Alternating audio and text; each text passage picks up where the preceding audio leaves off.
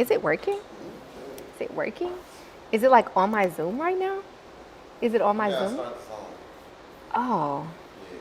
so I'm on YouTube right now? Yeah, you live on YouTube. Yeah, you live on YouTube for sure. Look. Okay. OMG. All right, let me start this. Do I gotta connect it to the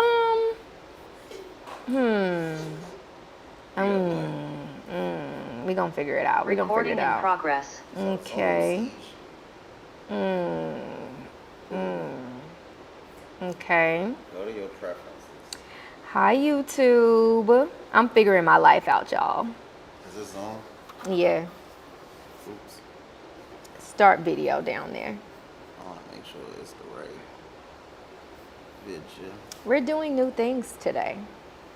We're practicing. Oh, yeah, that's good. Yeah, you can go whenever. Perfect. Okay. Okay. Let me let these folks in this room. Hey, y'all. Remember to switch between Zoom or whatever. This is going to be so fun. Hey, y'all. Happy afternoon. Are y'all at work? Let me know in the chat. Are y'all at work? Hey, Sasha. Thank you for having your camera on. The rest of y'all at work, I'm going to make an assumption. Christmas break started yesterday for a lot of people, though. Yeah, So- I'm off. Oh, okay, girl. Okay. Y'all. Well, Hey. I can see another face. ornaments on my tree today. Girl, Christmas is on Monday. Like, why bother? That's so funny. Let's see who else we have on here. Malaysia. Is it Malaysia or am I saying it right? Okay. What's That's up? Malaysia. Hey, girl. Let's see who else we got. Jalinda. Hey, Kimberly. Shannon. Renee. Jalinda. Avery. Alexis. It's always somebody in here named iPhone. What's up, iPhone? Hi. Hey, Kimberly. So this is the first time that I'm live streaming on my YouTube channel while being on Zoom in the membership. So one of my big goals for this year is to, not this year, child, 2024 is to grow the membership to like 1,000 people. So I am going to occasionally live stream just Q&A calls to the YouTube, but I'm only answering you guys' questions. So they just get to watch from the outside. Like Chris Brown said, you on the outside. What he say? You stand outside the club. You can't get in. They can get in if they want to join us. So I am going to pull up the questions and we are going to get started. Hey, Kendra. Hey, Tony. You can't even get in. Okay, period. Let me make Emma my co-host. And there we go. Perfect. We are going to get started. So I had 20 questions the last time I checked. And I answered a few of them already because they showed up in my DMs as well. And I was like, well, we just gonna answer them in the DMs and call it a day. Okay. So Alex is telling me I have to talk to the camera. So I'm gonna turn this way. Hey, girl. All right. So let's start with the first question. The first question is from Rebecca. Rebecca says, I currently only offer planners. I have done one launch that wasn't very successful because I lacked strategy and I wanted to rush everything. For my second launch, I'm thinking of changing that, but I also feel like I should maybe have more options in terms of products. So instead of selling one product, have 6 to 8 other products, a notepad, notebook, pens, desk calendar, vision book. I don't know if this would be a good idea because I feel like having only one product on my website is weird. And also if I had more options, my financial goal would be more attainable. So this is a tricky question. So I would say you don't want to add products just to fill a website. You want to think about the fact that a website can be a single page. So like a single page website is basically what's known as a landing page.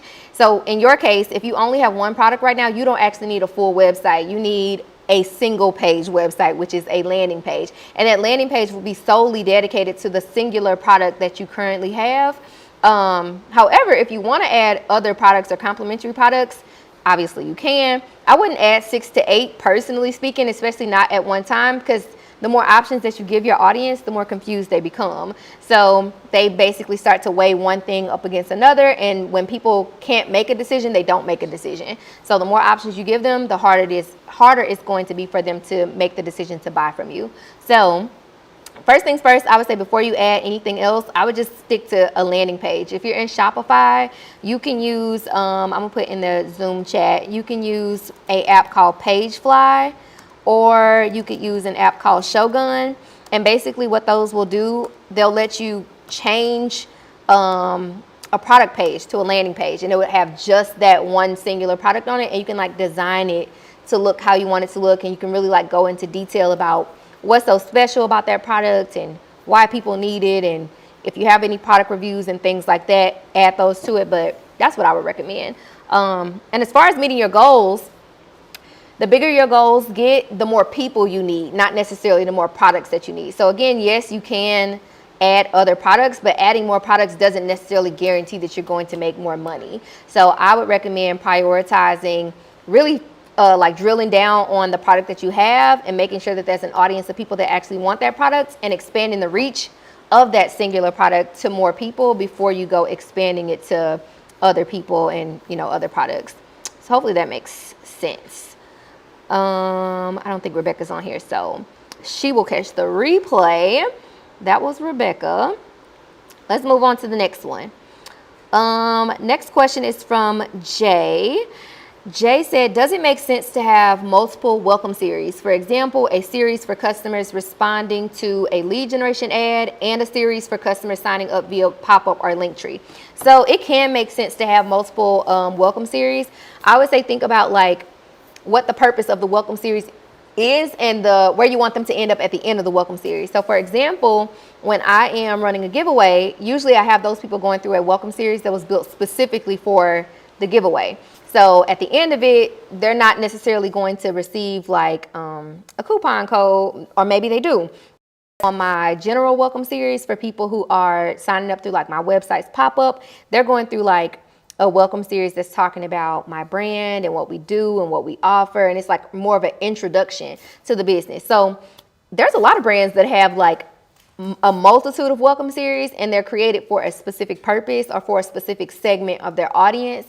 I think about like, I'll use the Boutique Academy as an example. So depending on what we had that person subscribe for is going to dictate what welcome series they go through. So if someone were to, let's say, tell us that they haven't launched their business just yet, we wouldn't want to send them through a welcome series that's going to sell the Boutique Accelerator to them at the end of it. Because if they're not in business just yet, they're not making money, and it doesn't make sense for us to introduce that program to them. But if they are making money and we know that they are making, let's say, a specific type of money or have been in business for so long, then maybe it does make sense for us to send them through a welcome series that's specifically for the accelerator. So yes, it could make sense for you to send people through a multitude of welcome series.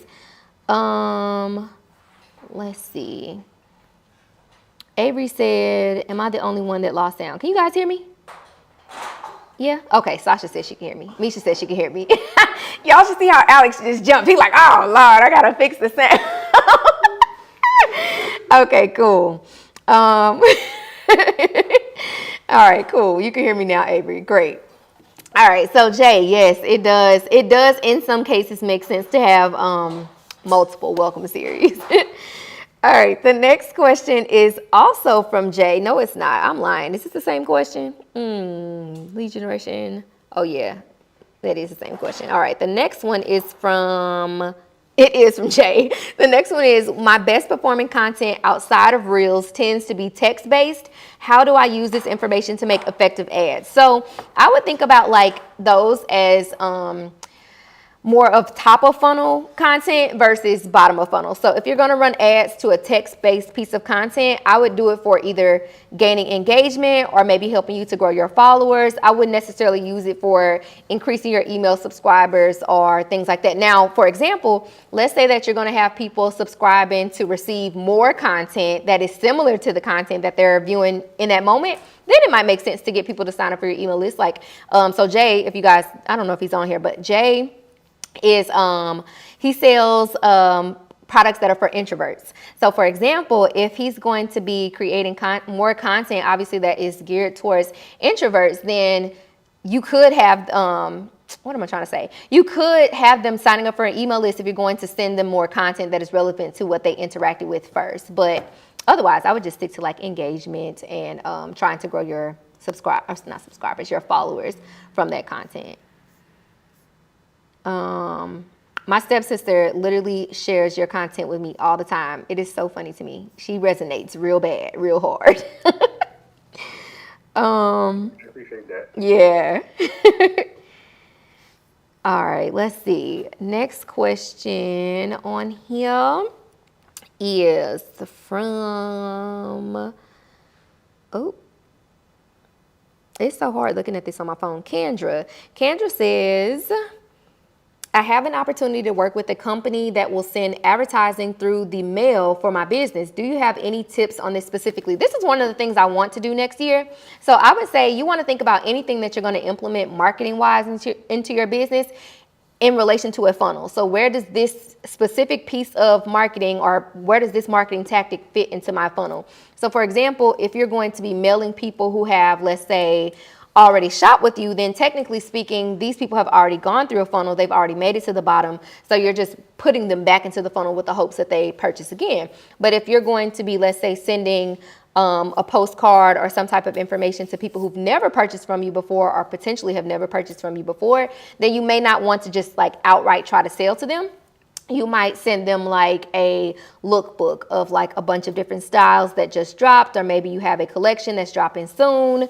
You may choose to send them like maybe it's a local, if you're sending it locally, maybe you're talking about like what you're doing in the community or the fact that you, let's say, for example, let's say you have like a brick and mortar, you're maybe inviting them into the store to shop for the first time. So I would think about where this tactic is going to fit into your marketing process or your marketing funnel and use that as a basis of determining what should be sent out in the mail, because some things aren't going to make sense for the large majority of people. I think about like all the stuff, junk mail that we get, and we don't have any other way to explain it other than it being junk, because to us, we don't know what it is until we've actually read it. It's just mixed in with a bunch of other advertisements and things of that nature.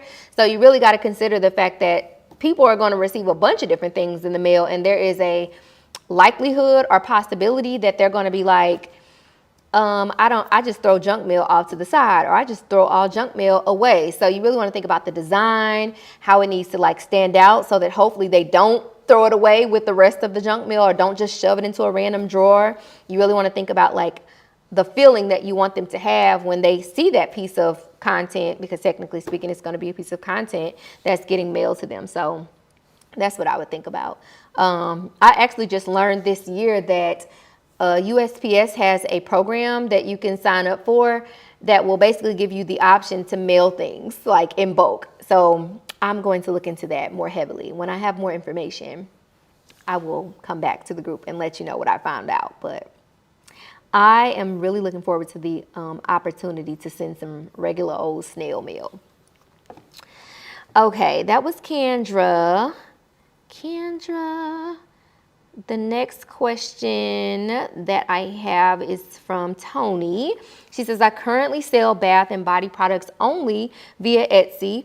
I have recently started creating a Shopify store. It should be completed in a few weeks. Do you think I should create a website launch or just start to direct my Etsy customers to Shopify site? I would create a launch. So your Etsy customers shouldn't be the only people that you want to be able to serve. There is 8 billion people in the world, which means there's a lot of opportunity for you to be able to sell to all of these different people. So the only way for the general public to know that your business exists outside of Etsy is for you to have an actual marketing strategy or a launch strategy for not just the website, but for the business in general. So one thing that I always tell people about e-commerce is that you have to understand launch strategy, because it's something that never stops. So when you start the business, it needs a launch strategy, but when you're dropping new merchandise, when you're dropping a new collection, that also needs a launch strategy. So I would think about it more so as a launch for the business as its own thing, versus it being like, I'm launching my website and making a big deal about the website. Because 2% as the industry standard conversion rate. Only 2 to 3% of the people that go to the website are likely going to make a purchase anyway. So you really want to think about, how can I get my brand in front of as many people as possible if only 2 to 3% of them are actually going to purchase. As far as your Etsy customers, I would definitely redirect them to your website for sure, but I do think that it makes sense for you to have a launch strategy for the business and leading people to the website. Let's see. That was Tony. You're welcome, Tony. Let's see. Next is Kosha. Says, hi, Janice. I may not be on the call, but do you mind answering my questions and I'll watch the replay? A while back, you mentioned a platform that we can use when we're doing giveaways. It takes all your email subscribers and randomly chooses the winners. Do you remember the name of it, or do you recommend any? I do not remember the name of it. It was something that I just Googled. So usually when I do giveaways, I just add everybody to a spreadsheet, and I use a random number generator that will help me to choose the winner. So basically, like, line 1 is going to be Ashley. Let's say line 150 is Brianna, and then you put into that random number generator 1 and then 150, and it's going to randomly choose a number between 1 and 150, and that will be the winner. So I'll have to do some research to figure out what platform it was that I initially told you about.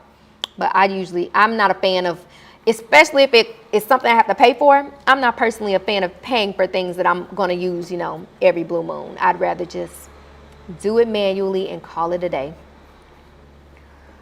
All right. Let's see. That was Kosha. I think Kosha had another question in here. Yeah, I think this one's hers. She says, I've been running my giveaway campaign for 3 days now. One of my ad sets is doing well and one isn't working at all. Should I turn those ads and ad sets off and just continue with the ad set that's working? Do you think Facebook is still spending money on the ad set that's not working? I did choose the option for Facebook to choose how to spend my budget. So yeah, I would just turn the other ad set off. If it ain't doing anything, then it doesn't make sense for it to keep running. But you could also just look at your dashboard. Your dashboard is going to show you whether or not any of your budget got spent on that ad set. So if it's spending money and it's not actually getting you the result that you want, I would recommend just turning it off and letting your budget be spent on the ad sets that are actually running. So on your dashboard, you would just click the tab that says ad sets, and it's going to show you what's happening for the ad sets in particular. Good question. All right, next question. Saya. Hopefully I'm saying your name right. Saya asked, how do I resize my banner and product pictures? What is your banner and product photo sizes? Mine are really big and I really don't like how it looks. So I use Canva for everything. I use Canva to resize anything that is too big or too wide or too long or whatever. And depending on what theme your website uses, that's what's going to dictate how big or small the banner needs to be. So for example, I believe my product images are like 1024 by 683. But my banners are all different sizes based off of whatever block I'm putting into the Shopify space. So for example, I'm gonna see if I can pull up my Canva and tell you what the dimensions are that I typically use. But your website should allow you to choose how big or small you want the banner to show up on your actual screen. So for example, let's see if I can pull up my Shopify and my Canva. So the banners that I currently have on my website are 3840. I'm gonna put it in the chat for y'all. 3840 by 1930 pixels, 1930 pixels. So that's the like banners at the top, website banner. And then the product images are 1024 by 683. I might have the numbers backwards, but you get my gist. Product images, that's that. And then I will show you in Shopify where or what I'm referencing. So in your Shopify, you're gonna go to your theme settings and you're gonna go customize your theme like normal. So some themes will show you directly on the page what the dimensions for that space need to be. And some themes you have to go into the actual theme, what is it called? Documentation. So for example, close that. So for example, this is my hero banner and it lets me choose what I want the desktop height to be and also what I want the mobile height to be.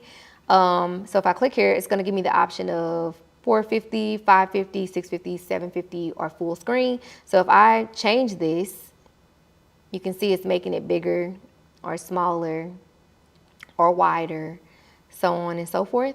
So not only do you want to make sure that the initial image that you download is a specific dimensions, you also want to make sure that when you upload it, that you choose what you want the height to, how you want the height to show for that theme in particular.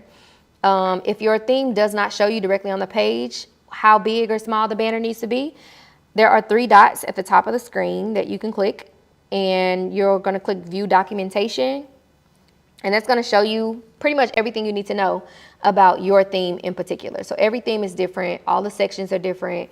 I would not recommend just doing what everybody else is doing. You really want to know what's right or wrong for your theme in particular. So this is my theme documentation. You can see I can look at like things relevant to the sections, frequently asked questions, so on and so forth. And you can even type it in here. So if you're like, I don't know if dimensions is going to come up here, but let's see. Dimensions. Let's see if anything comes up. Nope. No. Let's see if I type in banner. Banner. There we go. So these are all questions relevant to the banner. So I would recommend looking at your theme documentation. But again, in Canva has the option for you to customize the size of any space. So you just need to know what dimensions you want it to be so that you can customize it to that. My phone locked. Hold on, y'all. That was Saya. Let's see. Jay asked, regarding ChatGPT, are there any benefits to getting the paid version? I don't know firsthand because I don't have the paid version. I use the free version. Like I was saying earlier, I just don't believe in upping my expenses just to see. However, I have heard good things about it. What I've heard from a few people is that it just gives you, well, number one, like, I don't know if you've ever tried to use it and it was like, it's full right now. Like there's too much capacity. Basically, you won't have that issue anymore.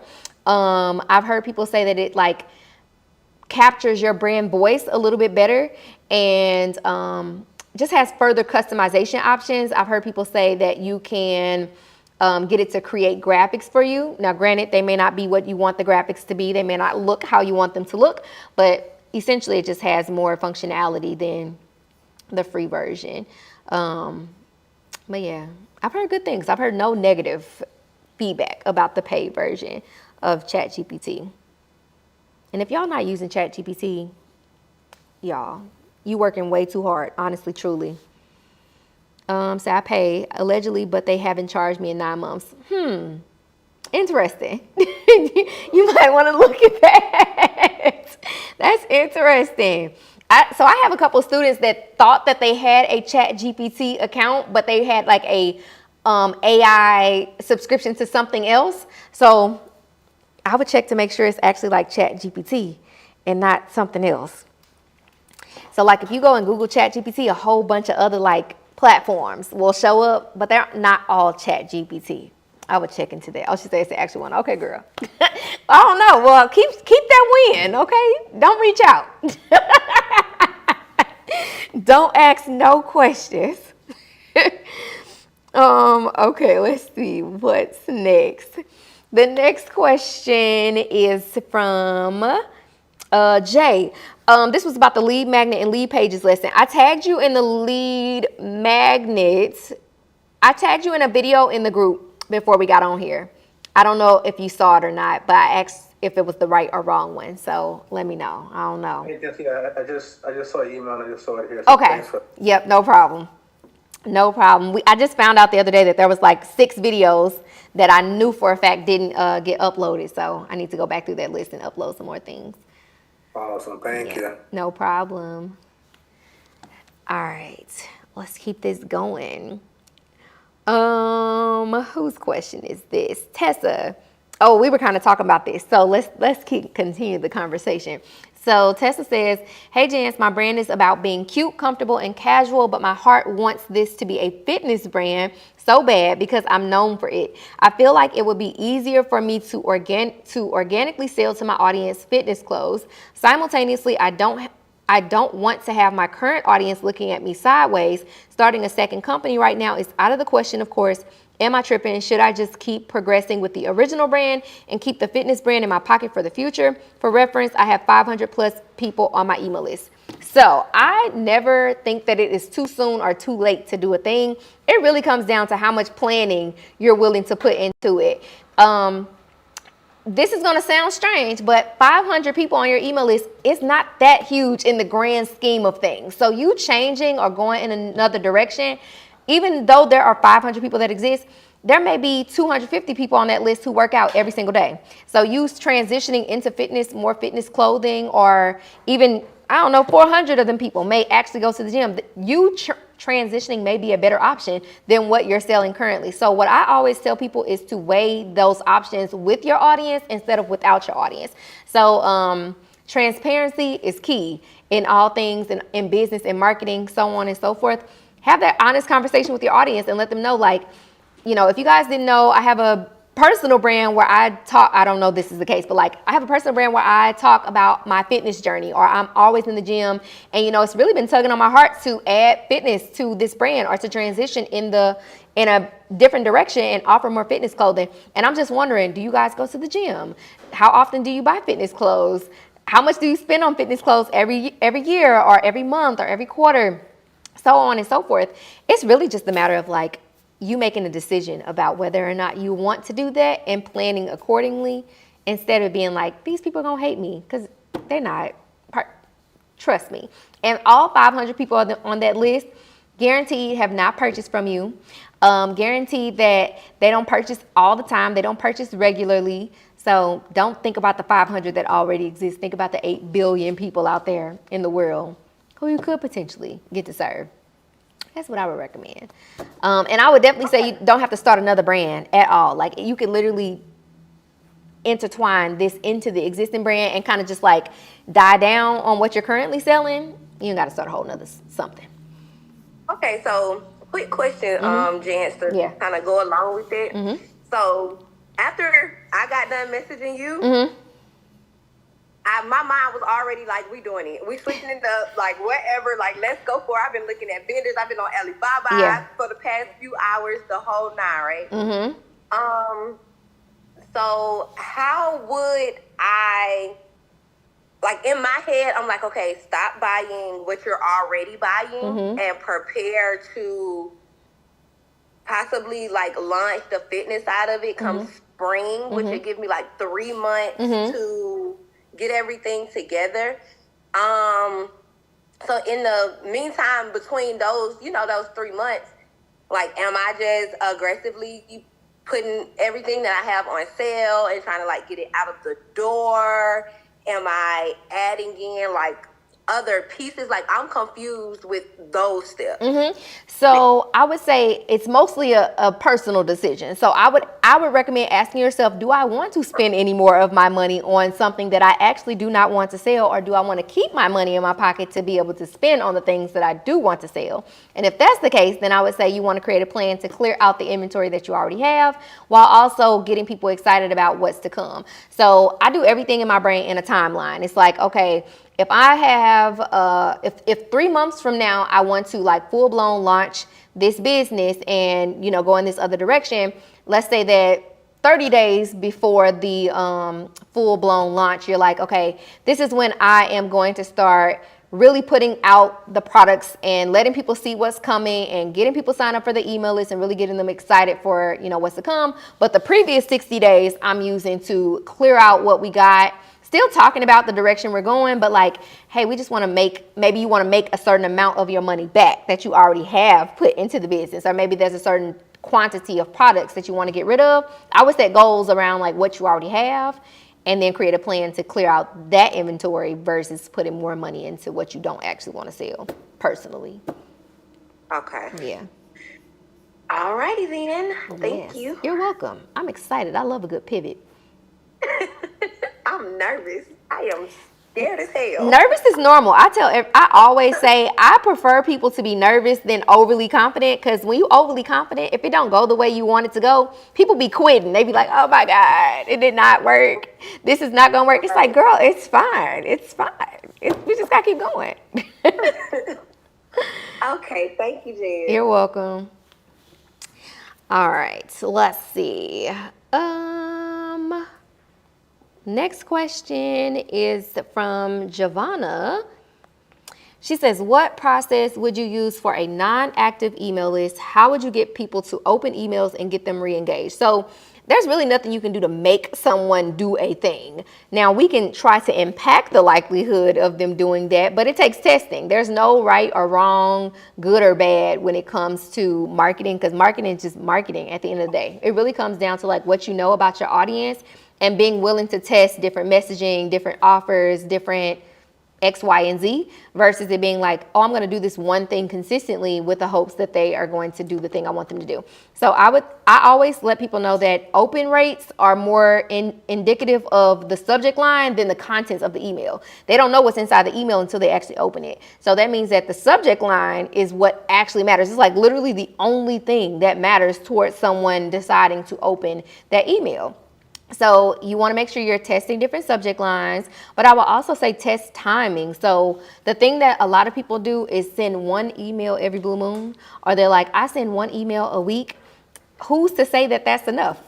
It's likely not, especially if you're testing and trying to get people to do something in particular. So I don't put limits personally on myself as far as how many times I can do a thing, especially when I'm trying to learn something about my audience, or when I'm in like a testing phase. You really want to give yourself room to figure it out. So whether that looks like sending an email once a day for 7 days straight, or maybe that looks like sending an email 3 times in a week, but you're sending the email once in the morning and then you resend it later in the day with a different subject line. There's so many things that you could do to see if it works, but there's nothing that I can tell you that's going to be like, this is absolutely going to work. So testing is definitely going to be key. Go ahead, Giovanna. Okay. So you know how people will do like the we're breaking up emails? Mm-hmm. I was thinking about the people who haven't opened their emails in a long time to do we're breaking up email and see. Do you know any, like, does that work? It could. So do you use Klaviyo for email marketing? Okay. Mm-hmm. So in Klaviyo, you can create what's called a sunset flow. And the purpose of that sunset flow is basically what you're calling the we're breaking up emails.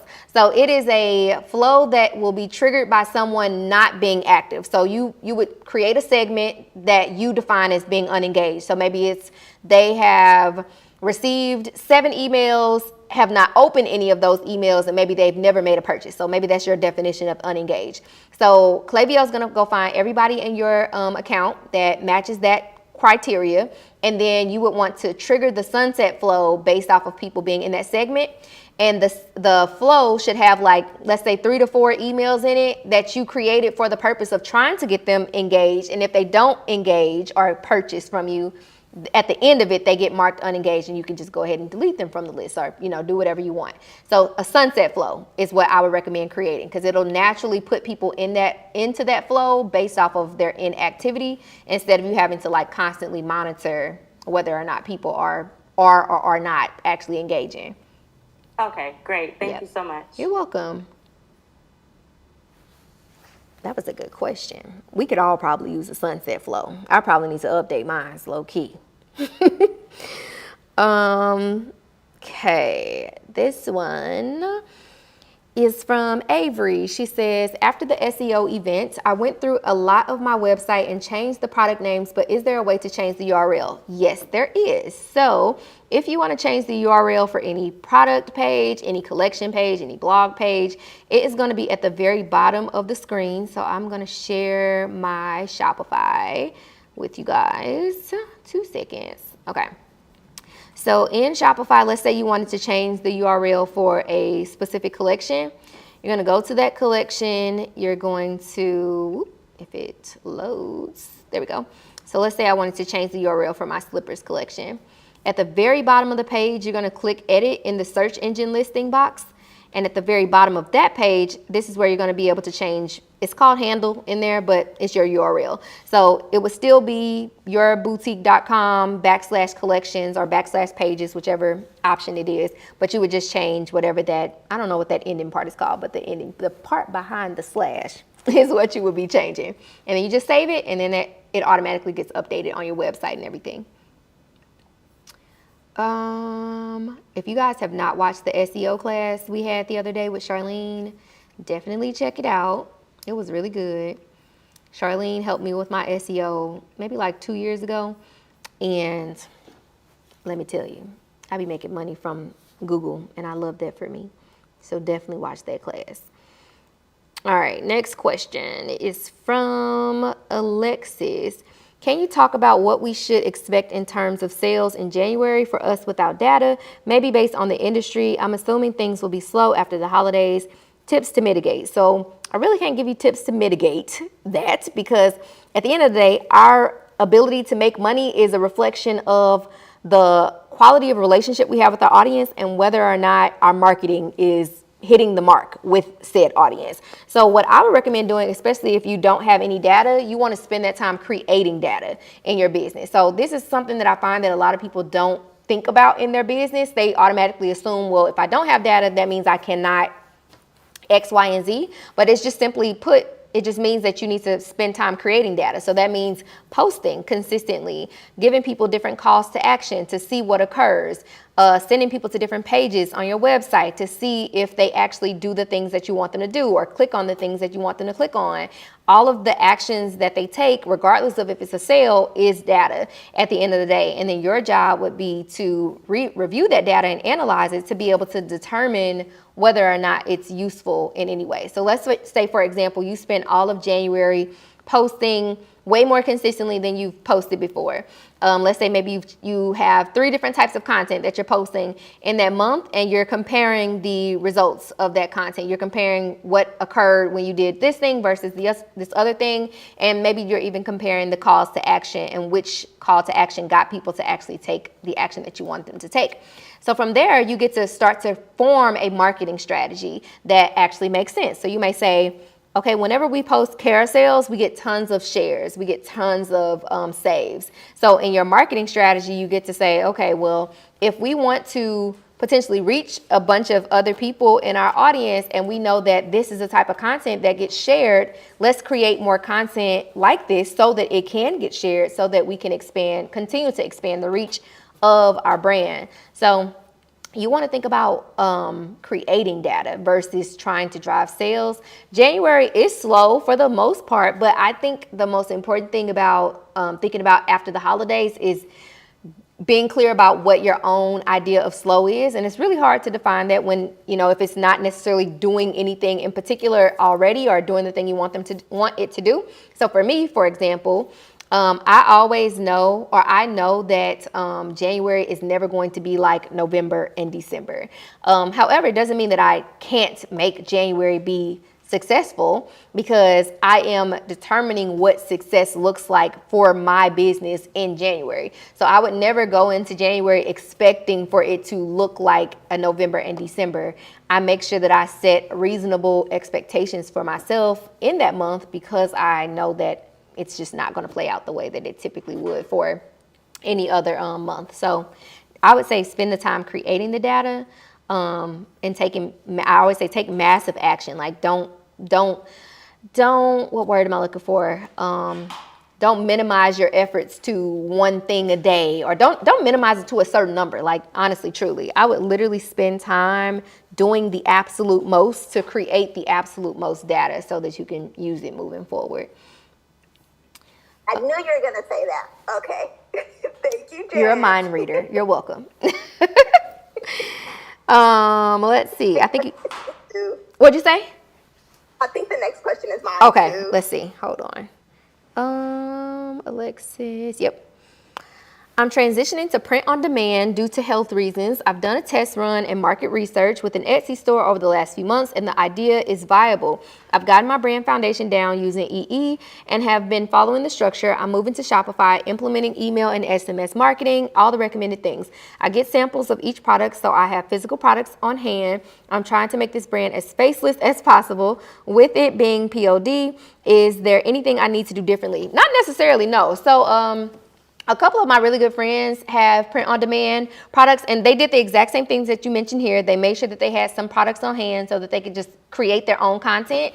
But also, I would say the large majority of them either work with influencers or work with like UGC creators so that they can have a constant influx of fresh content, whether faceless or not, so that they don't be the person in the content or be the model or always have to be present. So I would say you want to think about it like a regular e-commerce brand. It's still a product-based brand. It still needs visibility on the internet, and it's still going to come down to like how much content do I have, and how much content do I have, and how visible can I make this brand through my efforts. So I would stick with what you got here and create as much content as possible. If UGC creators is in your budget, I would UGC for your life.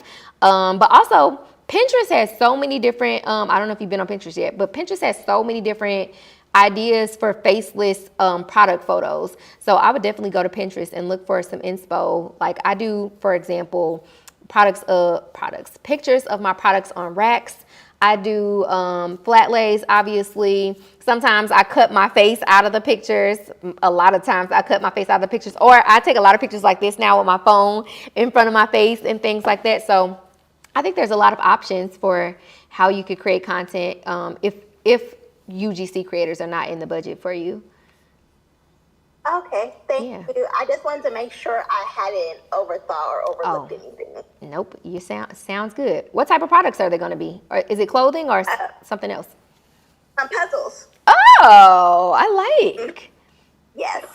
That's cool. I love a good puzzle. Oh, okay. Thank you, Jan. You're welcome. All right, let's see. Who do we have next? Lauren says, my launch for my business soft opening is January 3rd, and my business's launch is February 14th. How many workflows do I need to set up for Klaviyo starting off? So Klaviyo is not one of those platforms that has a certain number of flows that you need to have. There's a lesson inside of the membership about sales funnels. I would recommend watching that because it'll really give you an idea of where emails need to fit into your business. So at a minimum, you would absolutely want to have a email series for your welcome. So like when people sign up for your email list, you want them to go through your welcome series.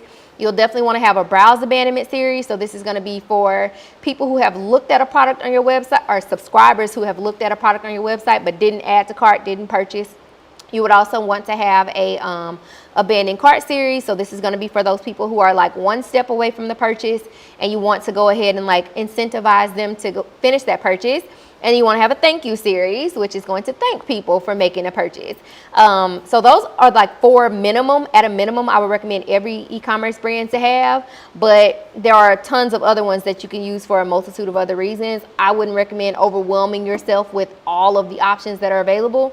Again, if you watch the sales funnels video, it'll just give you a better idea of where emails could fit into the business, or where they're going to likely be useful as you move on, as you continue on. Oh, I see the questions in the chat. Hold on. I'm going to finish these and then I'll go to the ones in the chat. And, I answered that one. Next one is from, thanks, Emma. The next one is from M. Smith. Don't know who M is, so I don't know if you're here or not. But it just says, are you putting your custom audiences in the middle of the funnel or the bottom of the funnel? If you do both, how detailed are you in the middle in the bottom? Like, would you add certain regions, age, etc. to the bottom or the middle of your funnel? And these details would be data that I've collected from the top of funnel and middle of funnel. So I don't add any extra criteria to my middle of funnel or bottom of funnel ads because those are all custom audiences.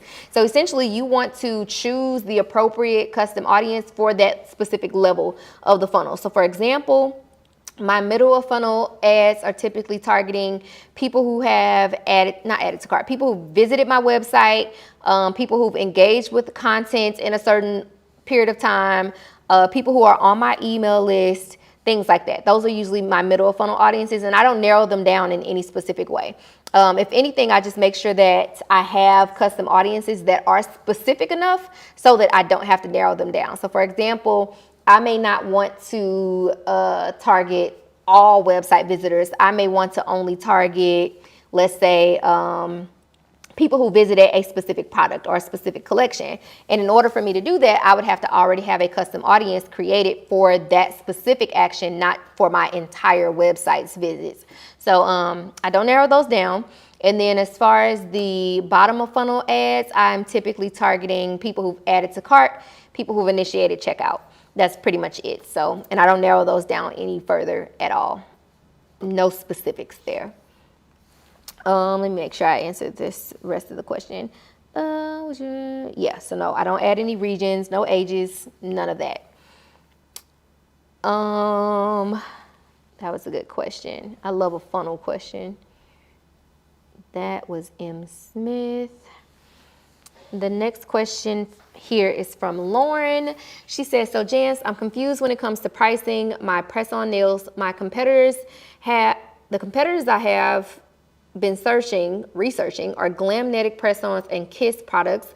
They're ranging between low $18.99 to $24.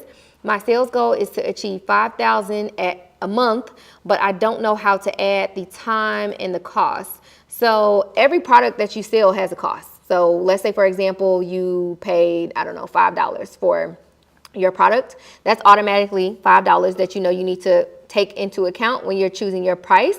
But then let's say you paid, I don't know, $100 for the products to get shipped to you. So you want to take that $100 and divide it by the number of products that got shipped to you, and you need to factor that into the cost as well. So let's say that, for example, I'm choosing a random number. Let's say that you did 100 divided by whatever number and it said 20 cents. So you need to now add an additional 20 cents to the cost. So you went from $5 for the product cost and you also had 20 cents for the shipping cost. So $5.20 is your cost of goods.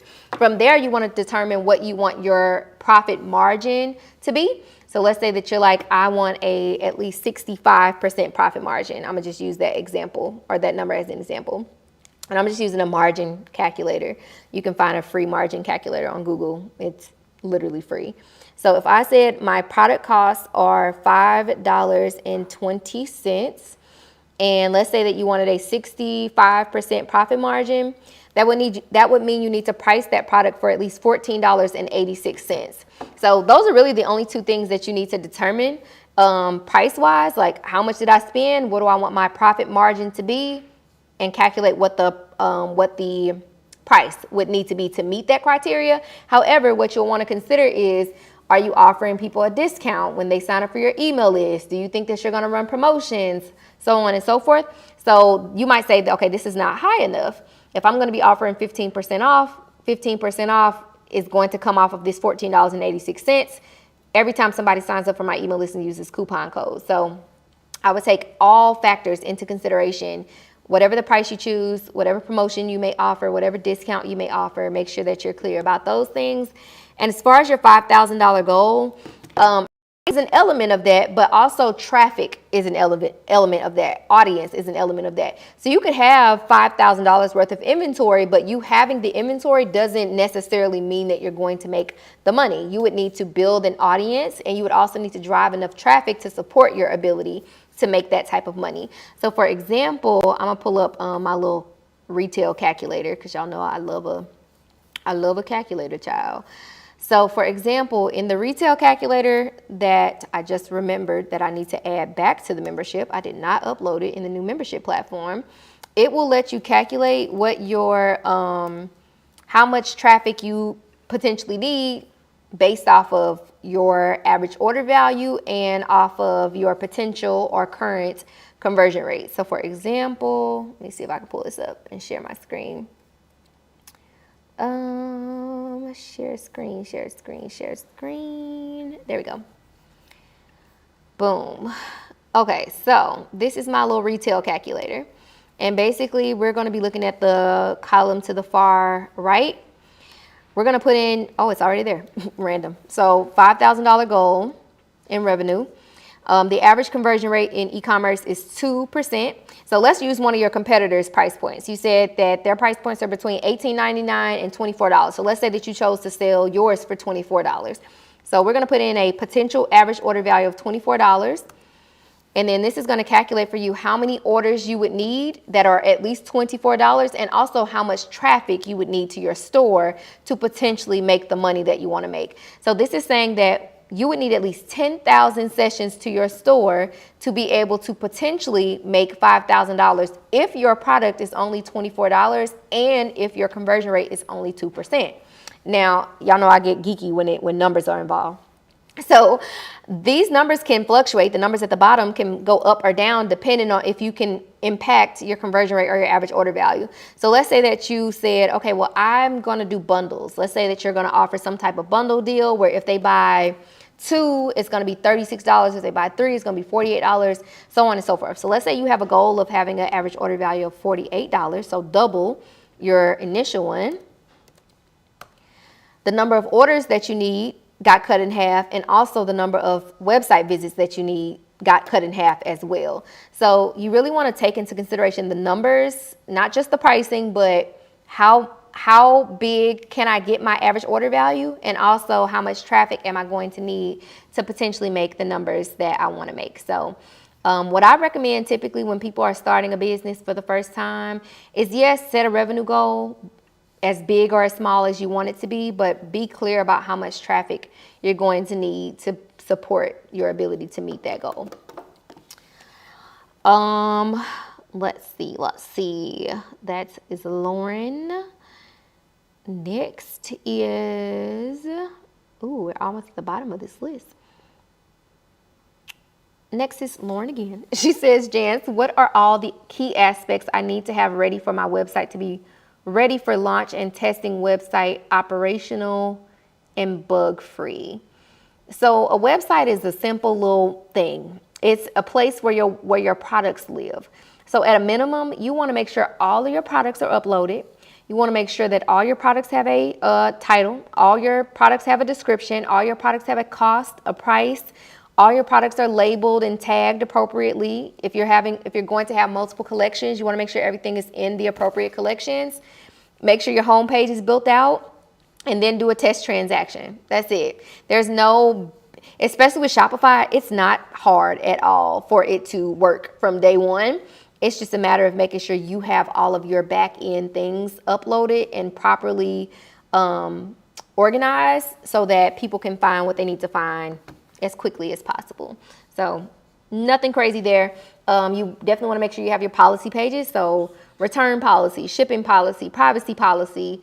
Shopify has templates for a lot of those things, like privacy policy, terms of service, or terms and conditions, so on and so forth. So I would recommend just making sure you have those things at a minimum. All right, I think I got 3 more on this list, and then I'll tackle the ones in the chat. Next is Saya again. So I notice your flat lays are always so appealing. Do you use a color wheel? How do you choose the colors that are next to each other? So I usually build collections first. I usually choose a color palette for the season, and then I build collections of products that coincide with that color palette. So I think there's actually a class on this in the membership somewhere. I'll have to double check. I think it's a content strategy crash course. But for example, let me show you what I typically am looking at Pinterest. So I'm typically looking at a combination of Pinterest and Pantone.com. Let's see. I'm gonna pull it up on my screen. Share screen.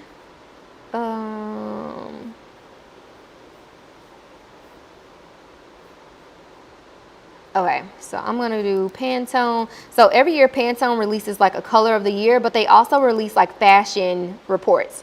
So I'm going to do New York. They do a New York and they do a London Fashion Week report. And those reports typically have color palettes that will be trending for that season or for that upcoming season. So for example, this is for fall winter 2023, 2024. And these are the colors that they are saying are going to be trending. So usually I start with a combination of colors from this palette, typically, not always. And I just pick and choose which ones I want to kind of source products in. And in all actuality, as you're sourcing products, you'll start to see these same colors. Like for example, this Carnival glass, I was so confused about why it was in the fall and winter palette, but it's in the fall and winter palette. And brands have been selling colors that are this bright and this light. So I look at Pantone, but also sometimes I look at Pinterest. So Pinterest has a bajillion color palettes. Let's say that you were looking for a moody, dark color palette. And literally you just want to describe what type of color palette you're looking for. It's going to show you a bunch of color palettes that you can choose. So if you wanted to put, you know, all of your products on a specific background or like a color palette and everything's going to be on a different color background out of that color palette, you could just come in Pinterest and choose a color palette that's, you know, aligns with your current aesthetic or with your current collection, so on and so forth. And some of them will tell you what the hex codes are for it. So for example, like this one. These are the hex codes, so you would just copy these little codes. Oh, I can't do that, but you would just copy this 5-digit, 6-digit code into Canva, and it will automatically pull up those colors for you. So between Pinterest and Pantone, they keep me together aesthetically all day, every day. Highly recommend. All right. Love that question. I love anything regarding aesthetics. Flat lays. And this is from, oh, this one's from Saya too. So I don't use a Pantone app. I just use Pantone.com. And usually I go to Google. I just type in Pantone New York Fashion Week and it'll pull up the fashion reports. You're welcome. Saya's next question is, my speed score on Shopify keeps going down. What am I doing wrong? What should I take a look at to fix it? So usually when your speed is going down, it's usually because of apps or because of the size of the images on your website. So this is one of the things that we briefly talked about on the SEO call the other day. Basically you don't want to upload your pictures in files. You're welcome. You don't want your picture files to be too large. So you want your files to be in like a JPEG versus in a like PNG, for example, because the larger the file, the slower it loads and the slower your website loads.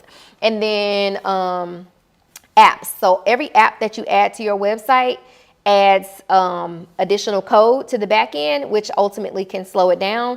And something that happens a lot with websites on Shopify is sometimes even though you may have deleted an app, the coding is still on the background of your website. So sometimes you just need to reach out to the apps and make sure that they've removed their coding from your site. So I would literally go through like any app that you no longer use, or if you have a list of apps that you had at one point and you delete it, I would reach out to those apps and ask them if they can double check to make sure that the coding is no longer on the back end of your website.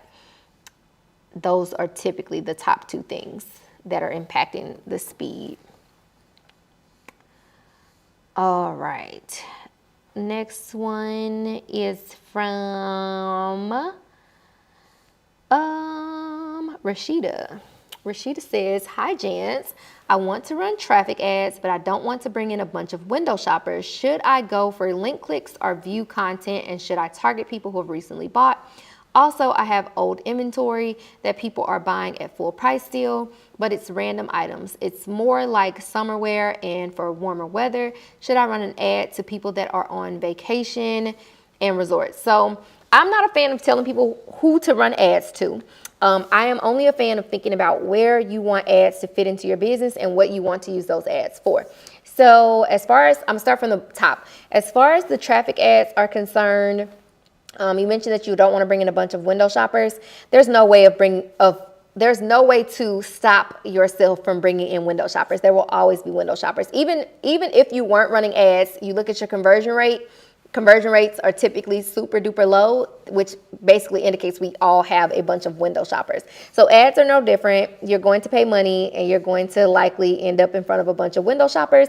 And that's not necessarily a bad thing, because you want to understand that traffic ads aren't designed to target people who are technically speaking buyers. So when you choose the objective, you're basically saying, hey, Facebook, show my products or my content to people who are likely to click this link, who are likely to go to a website, not necessarily likely to purchase, but are likely to go to a website. So that's why Facebook gives us the option of conversions or sales, because it's going to put your brand in front of people who are likely to make a purchase.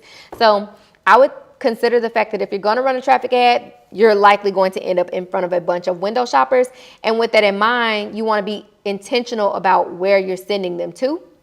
So for example, like typically if I'm running a traffic ad, I'm sending that traffic to a page with products that are like in full stock, like something that I know I'm going to constantly be restocking or going to constantly have in stock. Or sometimes I'm sending them to a landing page to sign up for my email list so that I can continue to send emails to those people and not have to continue to run ads to them. So I would think about that. If sales is what you want, then you want to run a conversion ad, 100%.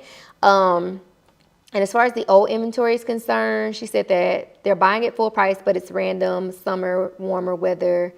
So this could be an example of where it makes sense to run ads that are targeting people in specific locations, specific like warm weather locations. But again, if it's a traffic ad, it's still going to likely get put in front of people who may not actually purchase anything. So if you're going to use a ad for selling merchandise, you want to use it for conversions, period. But again, just knowing that it doesn't necessarily guarantee that you're going to make sales. The quality of the content matters, the targeting matters, the products, colors, sizes, descriptions on your website, so on and so forth, are going to impact whether or not you actually make sales when you get those people to the website. So I always tell people to remember that, like, your ads are a marketing tool. Your website is a sales tool. So the ad is going to get them there. Your website has to actually sell them. So that means the product images, the descriptions, the pricing, the sizes, so on and so forth. That's what's going to impact whether or not they actually purchase something. That was a good question. All right, next one, Juliana. I'm transitioning from boutique clothing to customized apparel. What is the best way to begin the launch process? So the launch process would not change dependent on what you're selling. It still needs a launch goal. You still want to know how big you want the audience to be. You still want to create a brand identity. You still want to think about how you want those products to be showcased, or how you want them to be photographed, how you want them to be styled, so on and so forth. So the process is still the same. You still need a pre-launch phase. You still want to set a goal for how big you want your audience to be before you launch it. You still want to set a revenue goal, still create the content, still have a photo shoot, so on and so forth. It's exactly the same.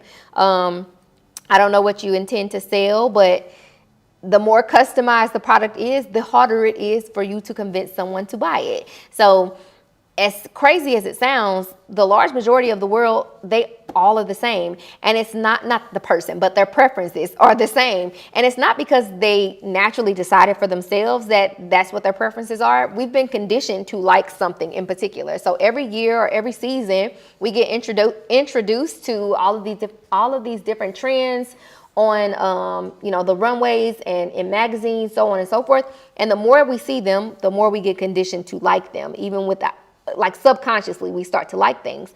So the more outside of what we already like your products are, the harder it is for you to build an audience of people who want or desire or need that thing. So I would consider that like how much effort, not even effort, but like what is my marketing going to look like for my ideal customer? You still want to know who your ideal customer is and make sure that you're creating content that really speaks to them and hopefully convinces or persuades them to want to purchase your customized products.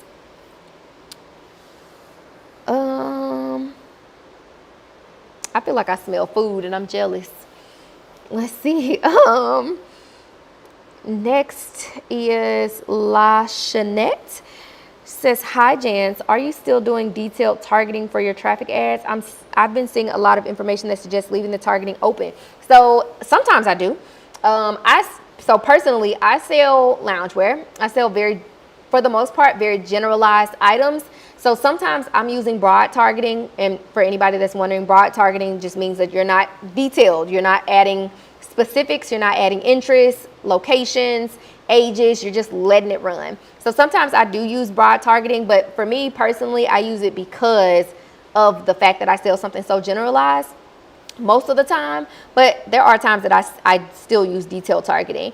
So for example, like when I started selling slippers, I didn't target everybody in the world. I started targeting brands that sold similar styles of slippers. So like I targeted people who were interested in Uggs and then any other brand that I could find that sold a similar style of slippers. So there are specific use cases where I think it still makes sense to use detailed targeting versus broad targeting. Because broad targeting is going to help you reach a bunch of people, but it doesn't necessarily mean that they are going to be the right people. And the last thing I would say is like, broad targeting works really well when Facebook has already collected a bunch of data about your business. So for example, I didn't start really dabbling in broad targeting until last year, like beginning of last year. And the reason that I started doing it was because I had run so many ads, I had reached so many people, and I had collected like thousands of orders from my ads. So essentially Facebook had a lot of pre-existing data to use to get me the best possible result versus starting from scratch and Facebook not knowing anything about my business, anything about my audience, anything about my products, so on and so forth. So the more data you have, typically the better broad targeting will work for you. That was a good question. I love ads. So we're going to have an ad session at some point. Okay, I think that's all of them on my little list. Let me go in the chat. YouTube, I hope y'all doing swell out there. Let's see. Scroll. All right, so when sending out my first email to introduce my new website and what we will be providing our customers to make their life easier, do you know a general email to get us started? There's no such thing. Every single brand is different. So what I would recommend doing is signing up for the email list of brands that you're inspired by, just so that you can see what's inside of their initial email. Literally, when I started my business, even today, still, that is how I do market research. I sign up for email lists. I sign up for text lists. Sometimes I purchase products from brands just so that I can actually go through their shopping experience and really get a feel and an understanding of what they're doing and what's working in that business. So I would recommend signing up for some email lists and really getting a feel for what the differences are, not necessarily the similarities, but the differences are that exist amongst different brands. Now, if you want a clear example of a bunch of different emails, I would recommend going to reallygoodemails.com. I'll share my screen so you guys can see what it looks like. So reallygoodemails.com basically has a database of emails from a bunch of different brands. So you're not necessarily looking at it by brand, you're looking at it by type of email. So for example, we could do, let's see if we type welcome, if that'll work. Welcome. Okay, yeah. So these are all a bunch of different welcome emails. So essentially you would just want to read through, find some that appeal to you, look at the differences and also similarities and what's occurring. So for example, some of them are very product based, some of them are more messaging based, some of them are half and half, some of them are like a paragraph and like a life, the brand's life story or the brand story, while others are just like, welcome to the family, here's the coupon code, have a blessed day. So I would definitely look through here. They have all different types of emails. They have like you could do abandoned cart, for example. I think there's a whole section of behavioral. Yeah, so these are all abandoned cart emails. So for anybody, number one, if you don't have an abandoned cart series, you need an abandoned cart series. For all of us that do have an abandoned cart series, find some inspiration. Look to see what you could probably add to your abandoned cart emails to potentially get, you know, more conversions and win back some of those sales. So reallygoodemails.com is what I would recommend looking at. This next question says,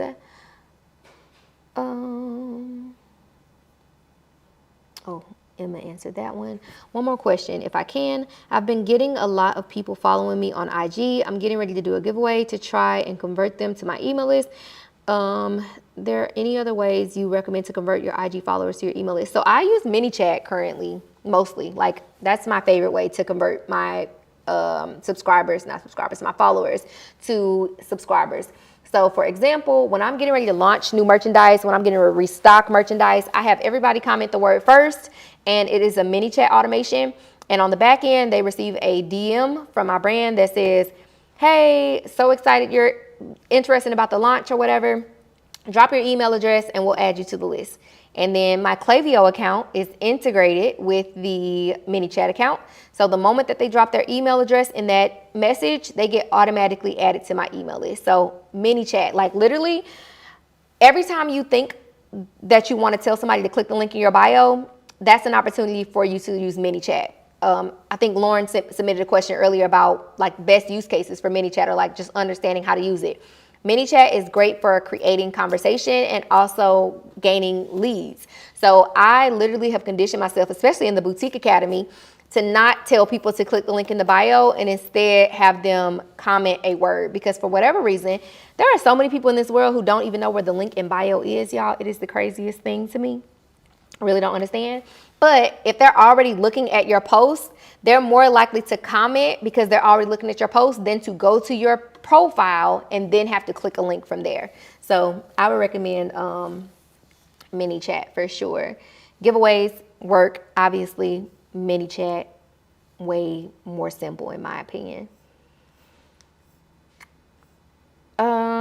Leela, we've been seeing a small influx of chargebacks since Black Friday.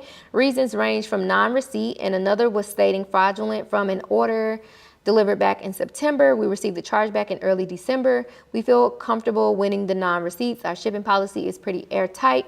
But do you have any tips for the fraud, or do we just have to take it on the chin? So the only thing you can do is submit whatever evidence that Shopify gives you the option to submit. But there are apps that you can add to your website that will basically like protect you from fraud. I personally don't have any because I don't get chargebacks enough for me to care to pay a platform to protect me from it. So I would consider, like, you know, if it becomes a regular thing, I would definitely look into an app that's going to help to prevent potentially fraudulent orders. It'll like pick up on people who have made claims of fraudulent activity, you know, over and over again, and basically block them from placing an order in advance. But again, I don't experience them often enough for me to be like, oh my God, this is absolutely terrible.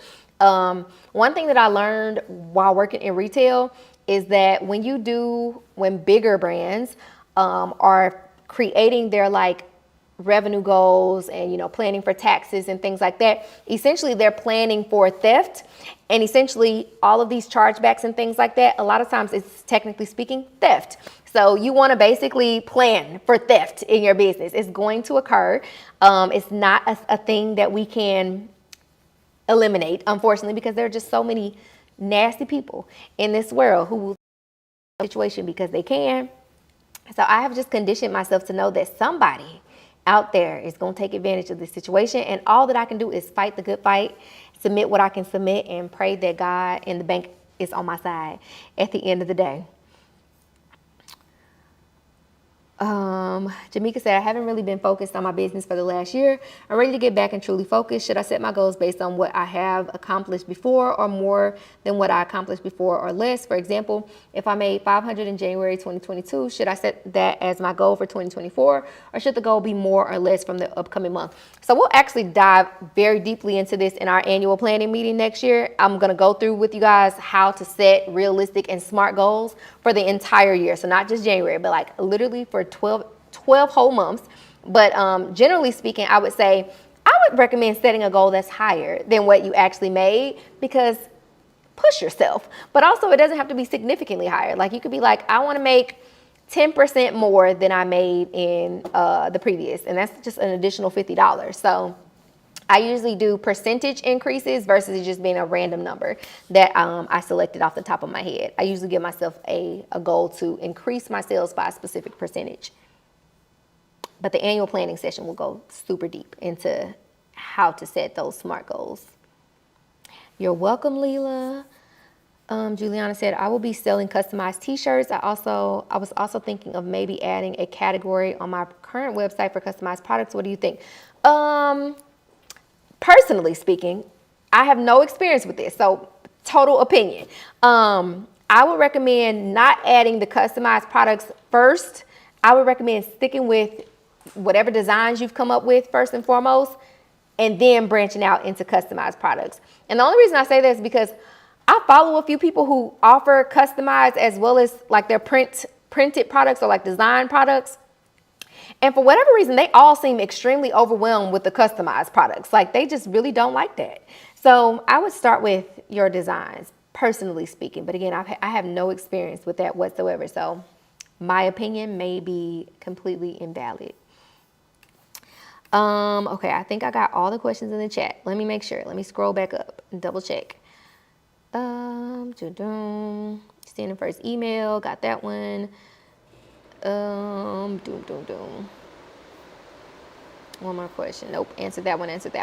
I saw Jamaica's question about the videos. So all of the videos from the old membership are not getting uploaded, but they're not getting uploaded because some of them are outdated, y'all. I know that y'all may have loved them, but it don't make sense for you to be watching something that just don't make sense no more. So for example, like there are videos where we talked about Instagram or whatever.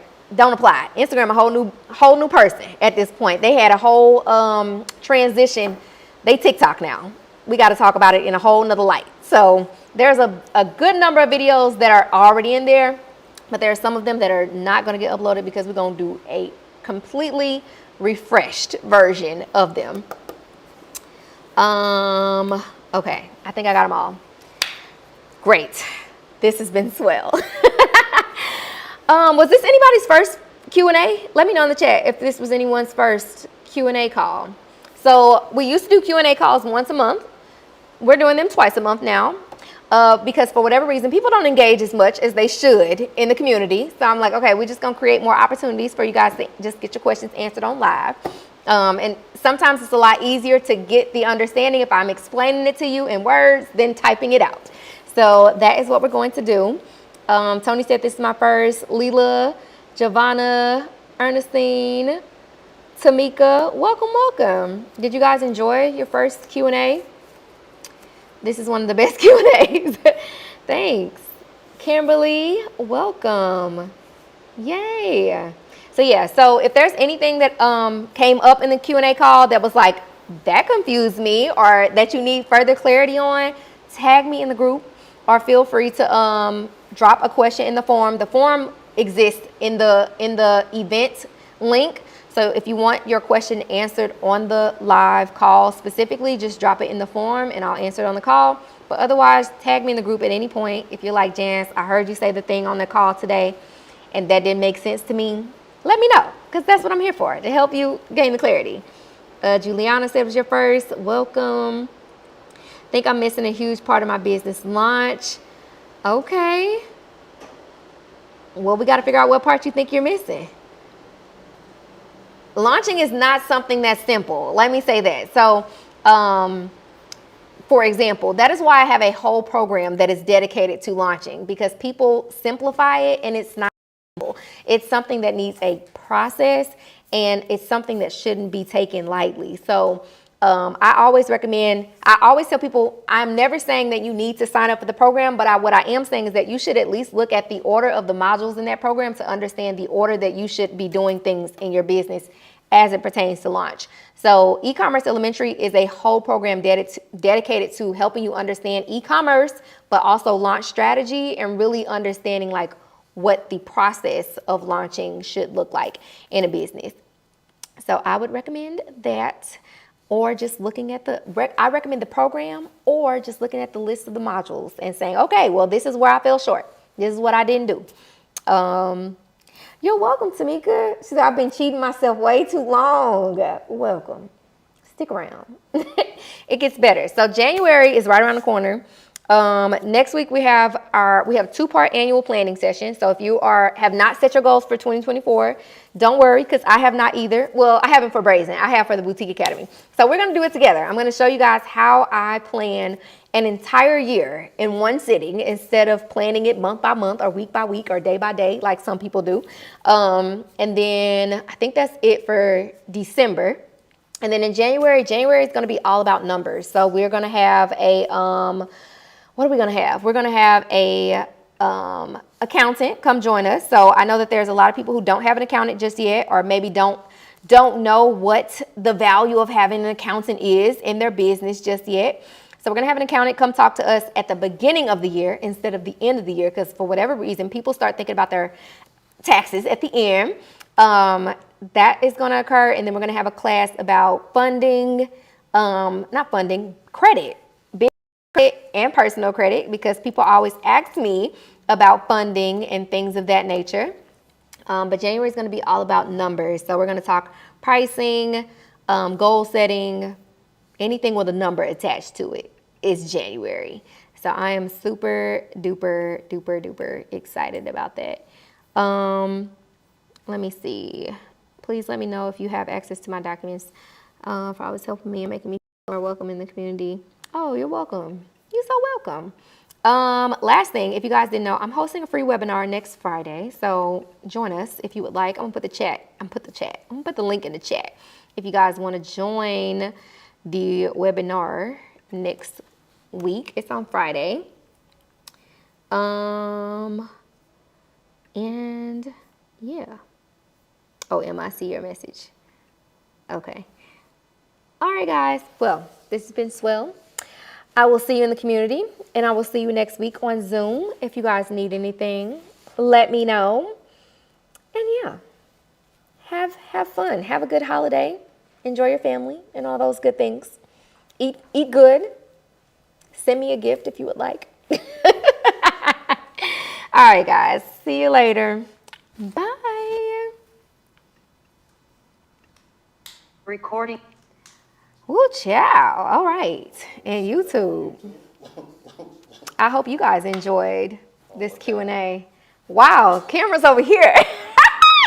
YouTube, I hope you guys enjoyed this Q&A. If you're not in the membership, come join us. We do this often. There's a whole community where you can drop questions all the time.